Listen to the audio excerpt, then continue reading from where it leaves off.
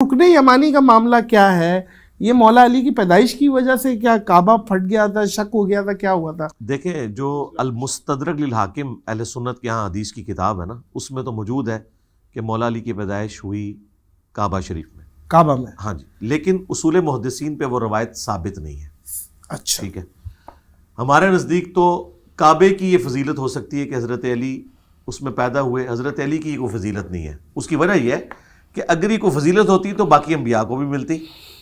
دیکھیں سنن ابن ماجہ میں، جامع ترمذی میں حدیث ہے، نبی الاسلام نے فرمایا اے کعبہ تیری حرمت ہے، لیکن ایک مؤمن کی حرمت اللہ کے نزدیک تجھ سے بھی بڑھ کر ہے۔ اور پھر وہ مومن کہ صحیح مسلم میں حدیث کہ علی سے محبت نہیں رکھے گا مگر مؤمن، علی سے بغض نہیں رکھے گا مگر منافق، جس شخص کی محبت خود ایمان ہے تو اس شخص کا کعبے میں پیدا ہونا کعبے کے لیے فضیلت ہو سکتا ہے، مولا علی کے لیے فضیلت نہیں۔ باقی یہ رکن یمانی کے بارے میں جو بات کرتے ہیں ساری تھیوریٹیکل باتیں ہیں بھائی، اس طرح کی اگر آپ باتیں کریں گے تو پھر اس کو سائنٹیفکلی ہم دیکھیں گے کہ لائیں سائنس کے ذریعے پرکھیں کہ کیا یہ ایسا ہو رہا ہے، کتنے عرصے بعد ہوتا ہے، کون سا ڈیٹا آپ کے پاس موجود ہے، اور اگر واقعی ایسا ہو رہا ہے تو ہم اس کی ٹیکنیکل کوئی ریزن دیکھیں گے کہ وہ دیوار بننے میں کوئی ٹیڑھ پن رہ گیا جس کی وجہ سے وہاں پہ کوئی سٹرین آ جاتا ہے۔ اگر ایسا ہے تو میں تو اس طرح کی جو دیو مالائی قصے کہانیاں ان میں کوئی بلیو نہیں کرتا، بالکل صحیح۔ اب آپ دیکھیں زمزم کے بارے میں تو سب کا اتفاق ہے نا، اتفاق ہے۔ زمزم کے بارے میں اگر میں آپ کو بتاؤں، یہاں تو آپ کو کہتے ہیں جی زمزم کا ایک قطرہ بھی ڈال دیں کسی پانی میں تو وہ سارا زمزم بن جاتا ہے۔ جی جاپان کے ڈاکٹرز نے یہ تحقیق کی، جاپان کے ڈاکٹرز کو خود نہیں پتا کہ انہوں نے یہ تحقیق کی ہوئی ہے، یہ سب کچھ جھوٹ ظاہر ہے، زمزم زمزم ہے۔ اب آپ سعودی حکومت سے پوچھیں، زمزم کے اندر گٹر کا پانی شامل ہو گیا، اس کی وجہ سے لوگ بیمار ہونا شروع ہو گئے، وہ جو پائپ لائنز تھی نا ان میں لیکیج آئی، پھر باقاعدہ انہوں نے ٹیمز ہائر کی ہیں، باقاعدہ ڈاکومنٹریز رکھی ہیں، پانی کا ٹیسٹ لیا جاتا ہے۔ آپ کے تحت تو زمزم سے شفائی ملنی چاہیے، زمزم تو بیماریوں کا سبب بھی بن رہا تھا۔ بھائی سائنٹیفکلی چیزوں کو دیکھنا چاہیے۔ اب یہ تو نہیں زمزم کے اندر میں زہر ڈال دوں تو زہر آپ کو اثر نہیں کرے گا۔ اسباب کی دنیا ہے، اسباب کی دنیا ہے، بالکل ایسا ہی ہے۔ اسباب کی دنیا نہیں، ہمارے آنے کے بعد بنی ہے، پہلے یہ معجزاتی قصے کہانیوں والی دنیا تھی۔ نہیں بھائی، جو ماننے والے تھے، پہلے کون یہ بات نہیں جو ماننے والے تھے وہ سخت بھی چلو اچھی بات، مجھ سے پہلے کون اس طرح بلنٹلی بولتا تھا کہ یار یہ کہانیاں کروانی بند کریں؟ آپ نے تو اس پہ بڑے ووکل ہوئے اور آپ نے اس پہ اللہ، اور اس کی وجہ سے اسلام کی بدنامی جو ہے وہ رک گئی ہے۔ بالکل ایسے ہی ہے، بالکل ایسے ہی ہے۔ اچھا علی بھائی، ون سائیڈڈ پیار بھی ہوتا ہے، کوئی عاشق ایک کسی لڑکی پہ لٹو ہوا ہوا ہے اور بالکل ہی مطلب ہے نا وہ بھی کاٹ رہا ہے اور بلیڈوں پہ نام لکھ رہا ہے، اور یہ ہے اس طرح کے واقعات ہیں، اور لڑکی والے نہیں مان رہے، گھر والے نہیں مان رہے، اور لڑکی نے بھی اینڈ میں کہہ دیا نہیں بس میرے گھر والے جو کہیں گے میں وہی کروں گی، اور لڑکے نے لڑکی کو اغوا کر لیا اور نکاح کر لیا، زبردستی نکاح ہو گیا۔ نہیں ہوگا، ولی کی اجازت کے بغیر ہو ہی نہیں سکتا، اور اس معاملے میں تو اجازت کیا، ولی تو اس کے خلاف ہے۔ لڑکی نے بھی حامی بھر لی نکاح میں، بے شک بھر لی ہے، نکاح اسٹیبلش ہی نہیں ہوگا، بالکل اسٹیبلش نہیں ہوگا۔ یہ واضح حدیث ہے۔ ولی سمجھائیں کہ مطلب ولی سے مراد ہے قریبی مرد رشتہ دار، سب سے پہلے باپ۔ دو گارنٹر، اگر وہ دو گارنٹر ہیں جیسے بھاگ کے شادیاں کرتے ہیں تو وہ شادیاں نہیں ہوتی ہیں۔ اللہ کے بندو، میری بیٹی کا گارنٹر باہر کا بندہ کہاں سے بن گیا؟ میرے ہوتے ہوئے میرا بیٹا بھی میری بچی کا گارنٹر نہیں بن سکتا۔ اچھا ہاں، لیکن بچی تو خود ہے، وہ تو بول رہی ہے بچی تو پھر باغی ہے اگر اس طرح کی کوئی حرکت کرتی ہے تو بچی نے خود نکاح کیا، باپ نے تو وہ اسٹیبلش نہیں ہوگا۔ اسلام میں یہ کہ ولی کی ناپسندیدہ ہے یا ہوگا ہی نہیں، واضح الفاظ ہیں سنن ابن ماجہ میں کہ ولی کی اجازت کے بغیر نکاح باطل ہے، نکاح نہیں ہوگا، نہیں ہوگا، بالکل نہیں۔ یہ بھاگ کے جو شادیاں کر رہے ہیں یہ بھاگ ہی بالکل غلط ہے، بھاگ کے شادی کرنا غلط ہے، لیکن یہ میں عورت غلط ہے یا نہیں ہوگی؟ نہیں ہوگی، یہ فتویٰ دے رہے ہیں۔ جی فتویٰ ہے، بالکل مانتے ہیں اس چیز کو، صحیح، یہ صرف فقہ اجماع امت ہے، نہیں اجماع امت نہیں ہے، فقہ حنفی والوں نے یہ کورٹ میرج کا سلسلہ شروع کیا، اہل حدیث تو اسی کو مانتے ہیں، علماء عرب بھی اسی کو مانتے ہیں، صحیح کہ وہ چونکہ احادیث کے مطابق چل رہے ہوتے ہیں۔ البتہ اس میں ایک ایکسیپشن ہے صحیح مسلم میں کہ اگر کوئی متعلقہ یا بیوہ عورت ہے جو آلریڈی ایک ایکسپیرینس سے گزر چکی ہے، وہ ولی سے زیادہ حق رکھتی ہے کہ وہ اپنا نکاح کر سکتی ہے خود، اگر وہ متعلقہ ہے یا بیوہ ہے، صحیح، کیونکہ اس نے اور میں آپ کو بتاؤں جو اس طرح کی بیچاری عورتیں ایک دفعہ ڈسی جاتی ہیں نا، وہ تو بعض اوقات پوری زندگی شادی بھی نہیں کرتی، لیکن جو کنواری عورت ہے نا جس کا معاشرے میں ایکسپوئر نہیں ہے، مرد کے بغیر کبھی کوئی جج نہیں کر سکتا۔ عورتیں تو بیچاری بڑی سلیم الفطرت ہوتی ہیں، چند ایک چیزیں دیکھ کے مردوں سے انسپائر ہو جاتی ہیں اور بعد میں پتہ چلتا ہے کہ مردوں نے ان کے ساتھ چند ایک چیزوں سے انسپائر ہو جاتی ہیں، جی ہاں، پیسے سے۔ یہ آج کل تو میں جملہ بولتا ہوں علی بھائی، مرد کی بدصورتی اس کی خالی جیب ہے۔ آپ اپنی پیسوں کے معاملات سیدھے کریں, بڑی گاڑی میں آئیں, استخارہ ہاں ہی آئے گا جی ہاں انشاءاللہ. بالکل صحیح بات. یہ ہے, کیا کریں. اچھا علی بھائی, بچوں کو دینی تعلیم, ہمارا جو معاشرہ ہے, معذرت کے ساتھ آپ پتہ نہیں ایگری کریں یا عوام ایگری کریں مجھ سے, ہمارا جو سب سے کوڑ بچہ ہوتا ہے نا اس کو مدرسے بھیجا جاتا ہے, اور سب سے جو ٹیکنیکل بچہ ہوتا ہے اسے انگلش گرامر بھیجا جاتا ہے. یہ تھوڑا سا ڈبل اسٹینڈرڈز ہیں. کیا اس بچے کو آپ پرائرٹی پہ دینی تعلیم دلا ہی نہیں رہے کہ جو اچھی بہت تو اوپر آئے؟ تو دینی تعلیم کا طریقہ کار کیا ہے؟ اور بچے رو رہے ہوتے ہیں 3 سال کے, چلا رہے ہوتے ہیں اماں ابا, اور وہ اسکول چھوڑ کے آ رہے ہیں. اسکول کی صحیح عمر کیا ہے آپ کے حساب سے؟ اور دینی تعلیم پرائرٹی کتنے 70% رکھے ہیں, دنیاوی 30%. ہمیں کیا کرنا ہے؟ یہ فزکس الجبرا کا آخرت میں ہم نے کیا کرنا ہے ان کا, آپ یہ بتائیں ذرا, اس کا بھی کیا معاملہ ہے؟ دیکھیں دینی تعلیم 5-6 سوال ایک جگہ. ہاں جی ہاں جی. اس میں سب سے پہلے تو یہ ذہن میں رکھیں کہ اگر ہم اپنے انٹیلیجنٹ بچوں کو مدرسے میں داخل کروائیں گے تو بعد میں جب مدرسے سے وہ فارغ ہوں گے تو ان کا جو ذریعہ معاش ہے وہ کیا ہوگا, یہ تو ذرا پہلے طے کریں. ٹھیک ہے, کیا وہ دین کو بیچیں گے؟ نہیں صحیح. تو اللہ نہ کرے کہ اس طرح کی حرام خوری ہمارا بچہ کرے, ہم تو نہیں چاہتے اس کی آخرت برباد ہو, دنیا بھی لے کے چلے. اس لیے پھر یہ ضروری ہے کہ ہمارے مدارس کو اپنا تعلیم کا نظام اپڈیٹ کرنا چاہیے, تاکہ اگر وہ ایک عالم کی ڈگری لے کے نکل رہے نا تو پیرلل میں وہ M A English who, M S C mathematics who, parallel میں لے کے چلے.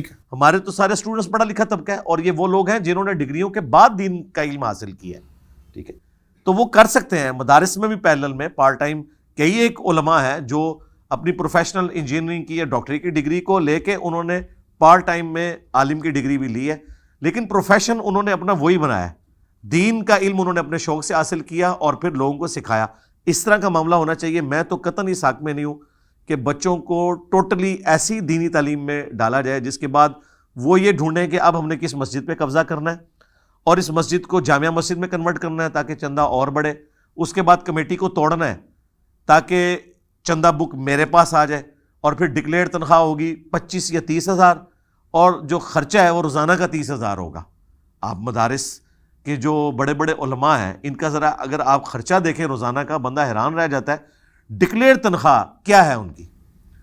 اسلام آباد میں بھی ہائیلی پیڈ اگر آپ کو کوئی خطیب ملے گا تو 50 ہزار سے زیادہ کا نہیں ملے گا, لیکن آپ ان کی گاڑیاں ڈرائیورز بھی رکھے ہوئے ہیں اور ان کے بچوں کے پاس بھی گاڑیاں ہیں, وہ کہاں سے آ رہی ہیں؟ وہی چندہ.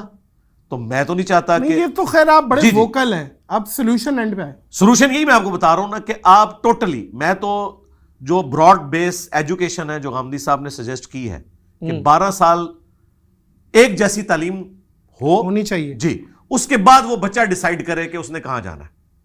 اسے دینی تعلیم بھی دی جائے, قرآن اس میں پورا کور کروایا جائے, فزکس کی تعلیم بھی ہو, کیمسٹری کی بھی ہو, پھر اس کا جو انٹرسٹ کا ایریا ہے اس میں وہ چلا جائے. اب دیکھیں سعودی عرب میں جو علماء دین ہیں ان کو گاڑی بھی ملی ہوئی ہے, مکان بھی گورنمنٹ کی طرف سے ملا جی, تو وہاں پہ لوگوں کی خواہش ہوتی ہے ہم کسی مسجد میں خطیب یا امام لگ جائیں, رسپیکٹ بھی ہے. اگر اس طرح کا معاملہ ہمارے ملکوں میں ہو پھر تو میں آپ کو سجیسٹ کروں گا کہ اپنے بچوں کو اس لائن میں داخل کریں. لیکن اگر آپ یہ کہیں گے کہ یہ بیچارے پھر بجلی کے بل اور گیس کے بل کے ہی محتاج رہیں یا پھر حرام خوری کریں جس طرح ان کے بڑے کرتے رہے, ٹھیک ہے, ہم تو نہیں یہ کہیں گے کہ وہ یہ کریں. آپ دیکھیں کہ ڈکلیئرڈ تنخواہیں کیا ہیں, مرتے ہیں تو ساسے کے پیچھے چھوڑ کے جاتے ہیں. اگر پیرلل میں کوئی بندہ کاروبار کر رہا ہے وہ تو سمجھ آتی ہے کہ اس نے کاروبار سے کمایا. ایک بندے نے مدرسے سے یا مسجد سے کمایا ہے اور اس کا مہینے کا لاکھوں کا خرچہ ہے, جبکہ ڈکلیئرڈ تنخواہ 50-60 ہزار ہے, تو ظاہر ہے پھر وہ حرام خوری کر رہا ہے. تو اللہ نہ کرے کہ اس طرح کی حرام خوری کوئی کرے. تو حل اس کا یہی ہے کہ پیرلل میں علم حاصل کیا جائے. اور آج تو علم ٹرانسلیٹ ہو چکا ہے. اس وقت عربی کے بعد سب سے رچ زبان اردو بن چکی ہے, بلکہ کئی معاملات میں تو اردو زیادہ رچ ہو گئی ہے, کیونکہ عربی میں مصنف ابن ابی شیبہ صرف رکھی ہوئی ہے لائبریریوں میں. ہماری جہاں اردو ترجمہ ہو کے آئی ہے ایک عام مسلمان تک بھی پہنچ گئی ہے. یعنی مسلمان جو اردو سپیکنگ یا اردو سمجھنے والے ہیں وہ زیادہ پریکٹسنگ ہے اس حوالے سے کہ وہ احادیث سے, قرآن کے تراجم سے استفادہ کر رہے ہیں ایز کمپیئر ٹو عرب مسلمانوں کے جو 20% ہے. 80% تو نان عرب ہیں, ان 80% میں بھی آلموسٹ 50% جو ہے وہ اردو سپیکنگ, اردو جاننے والے لوگ ہیں. تو اس طریقے سے پیرلل میں علم حاصل کیا جائے. یہ بس ایک جذباتی جملے ہیں کہ جی ہم اپنا نالائق بچہ جو ہے وہ مدرسے میں داخل کرواتے ہیں. میں کہتا ہوں نالائق کو بھی وہاں داخل کروائیں, اسے بھی کوئی ہنر سکھائیں کہ تاکہ وہ حلال کی کھائے. دین تو ماں باپ کو خود سکھانا چاہیے. ہمارے استاد ڈاکٹر اسرار صاحب کہا کرتے تھے کہ ہر باپ کو اپنی بیٹی کا نکاح خود پڑھانا چاہیے, کیا اچھا, ہر بیٹے کو اپنے باپ کا جنازہ خود پڑھانا چاہیے. کیا اچھی بات. اس کو پروفیشن نہ بننے تھے. بھائی اللہ کروڑوں رحمتیں نازل کرے ڈاکٹر اسرار صاحب کی قبر پہ. کیا سادی قبر, کیا شخصیت. میں سمجھتا ہوں کہ مولانا اسحاق بھی, ڈاکٹر اسرار بھی کیا لیگیسی چھوڑ کے گئے الحمدللہ, اور مولانا مودودی بھی, اور خاص طور پہ یہ دونوں تینوں شخصیات جو ہیں ان کا تعارف آپ سے سنا تو پھر ہم گئے. ڈاکٹر اسرار کا تو تھا لیکن مولانا اسحاق اور مولانا مودودی کا کیا بات ہے بھائی, شوق سے جاتے ہیں. علی بھائی یہ جو مہنگے مہنگے ولیمے ہوتے ہیں, میں ایسے ولیموں میں گیا ہوں دو تین کھوکے لگے ہوئے ہوں, 3 کروڑ روپے لگے ہوئے ہیں ولیمے میں. اچھا ہو رہے ہیں ٹھیک ہے, نشیدیں چل رہی ہیں, سب کچھ ٹھیک ہے, عورتوں کا معاملہ الگ ہے, لیکن یہ جو اتنے کھانے بن رہے ہیں اور پھر ظاہر ہے اگر 2000 بندہ آیا ہوا ہے تو 4-5 ہزار بندوں کے حساب سے کھانے بن رہے ہیں. یہ اتنا پیسہ لگانا یہ جائز ہے, اتنے مہنگے ولیمے کرنا؟ اسلام کی روح سے تو یہ حرام ہے جی, حرام ہے بالکل 100%. اسراف کے اندر آتا ہے, اسراف. حلال کے اندر بھی اسراف کرنا حرام. لیکن وہ یہ کہے کہ بھائی میں تو, میری برادری بہت بڑی ہے, میں تو سب کو بلاؤں گا خوشی میں. جی بلائے نا, کھانا کھلائے, پھر لیکن کھانے کو ضائع تو نہ کرے. ضائع, ہاں ضائع تو ہوتا ہے, ضائع ہوتا ہے بھائی. ہاں تو بالکل, باربیکیو تو الامان الحفیظ اتنا ضائع ہوتا ہے, پوری پلیٹ بھر لیتے ہیں گولا کباب. دوسرا یہ ہے کہ مجھے یہ بتائیے کہ وہ جو کھانا ضائع ہو رہا ہوتا ہے اس سے بہتر نہیں تھا کہ وہ 1 ڈش یا 2 ڈشیں رکھ لیتے اور اس کے بعد جو باقی خرچہ کرنا تھا, غریب لوگ تھوڑے ہیں. کھانا یہ بکتا بھی ہے علی بھائی, پوائنٹ ٹو بی نوٹڈ. یہ میں بتاؤں آپ کو, یہ جتنا بھی کھانا ضائع ہوتا ہے نا, یہ کیٹرنگ والے اور یہ خرید لیتے ہیں. یہ قورمہ, یہ جو ٹھیلوں پہ چل رہے ہوتے ہیں نا, یہ لوگ خرید لیتے ہیں اور یہ بکتا ہے باقاعدہ, یہ مجھے پتا ہے. لیکن غریب تک تو پھر بھی وہ پیسوں کے ذریعے پہنچے گا نا, اس طریقے سے. اور ویٹر لے جاتے ہیں, کچھ کھانا بک جاتا ہے. اچھا کچھ ایسے بھی لوگ ہیں ارب پتی پارٹیاں, جو کہ آپ والی بات, بریانی کراچی میں ایک بڑی مشہور ہے کھتری کی, تو وہ تھالوں میں پیش کر رہے ہوتے ہیں اور 1 ڈش ہوتی ہے, انہوں نے کولڈ ڈرنک رکھی اور بریانی, بس اس پہ تکیہ ہوتا ہے. تو یہ آپ حرام کا فتویٰ دے رہے ہیں. جی اسراف ہے. اور پھر دیکھیں یہ اس کے ذریعے دوسروں کو کس طریقے سے ٹریٹ کر رہے ہوتے ہیں, حقارت کی نظر سے. بیسیکلی یہ اپنی دولت کا روب بھی ڈال رہے ہوتے ہیں لوگوں کے اوپر. ویسے اگر یہ ایبسولوٹلی کریں اور اس میں فضول خرچی نہ ہو تو صحیح مسلم میں حدیث ہے, نبی الاسلام نے فرمایا جس کے دل میں رائی کے دانے کے برابر بھی تکبر ہے وہ جنت میں نہیں جائے گا. تو صحابہ کرام نے کہا کہ یا رسول اللہ, بعض اوقات انسان کی خواہش ہوتی ہے کہ اس کی جوتیاں اور کپڑے اچھے ہوں, کیا یہ تکبر ہے؟ آپ نے فرمایا اللہ خوبصورت ہے, خوبصورتی کو پسند فرماتا ہے. تکبر یہ نہیں کہ اچھا لباس پہنو یا اچھے دکھو, بلکہ تکبر یہ ہے کہ حق بات سے اناد کرو اور دوسروں کو حقیر جانو. یہ ہو جاتا ہے میرے بھائی اس طرح کے معاملات کے اندر. ہم کسی کے اوپر فتویٰ تو نہیں لگاتے, لیکن جنرل ہم لوگوں سے کہیں گے کہ وہ اپنے دل میں جھانکیں. پھر مجھے بتائیے, کیا اگر اسی سیٹھ یا اسی مالدار آدمی کے ملازم کی بچیاں بوڑھیاں ہو رہی ہیں اور ان کی شادیاں نہیں ہو رہی, تو ادھر فضول خرچی کرنے کی بجائے تھوڑی سی رقم سے اگر ان کی شادی ہو جائے, ہو سکتی ہے میرے حساب سے تو, میرا خیال ہے 100 لوگوں کی شادی. اور اس میں ایک اور چیز ایڈ کروں, یہاں پہ مذہبی لوگ بھی ہیں. میں اٹینڈ کر چکا ہوں, میں نے مذہبی لوگوں کو دیکھا ہے کہ وہ بھی اپنی کسر پوری میں نکالتے ہیں. اٹینڈ کر چکا ہوں ایسی بڑی شادی میں. نہیں تو وہاں پھر آپ کیوں بتاتے کہ بھئی آپ تو ہمیں بتاتے تھے کہ اللہ کے نبی چٹائی پہ بیٹھتے تھے, آپ تو ہمیں یہ بتایا کرتے تھے, تو یہ کیا ہو رہا ہے؟ نہیں وہ کہتے ہیں ہمیں اسباب اللہ نے دیے ہیں, کیوں کریں گے حرام کی. ٹھیک ہے, پھر آئندہ سے آپ لوگ یہی بیان کیا کریں, آپ ہم لوگوں کے دل نہ جلایا کریں وہ والی باتیں کر کے جس کے اوپر آپ خود عمل نہیں کر سکتے. آپ وہ والی باتیں کیا کریں, پھر آپ پھر وہ والی شانہ زندگی کو ڈسکس کیا کریں, یہ والے نہ کیا کریں, اور پھر یہ بھی نہ بتایا کریں کہ آپ نبی الاسلام کے طریقے کے اوپر ہیں. اچھا عوام کے لیے کیا حکم ہوگا, ایسی شادی میں جانا جائز ہے؟ دیکھیں جو رحمی رشتے ہیں ان کو تو آپ اوائڈ نہیں کر سکتے, وہ تو قطع رحمی سے منع کیا گیا. بخاری مسلم میں حدیث ہے, جو صلہ رحمی کو توڑے گا اللہ تعالیٰ نے فرمایا میں اسے توڑ دوں گا. رحمی رشتے جو ہیں, جہاں پہ آپ کا بہن بھائیوں کا اس طرح کا جو رشتہ ہے, اس میں تو ان چیزوں کو اوائڈ نہیں کیا جا سکتا جی, سیدھی سی بات ہے اس بنیاد کے اوپر. اچھا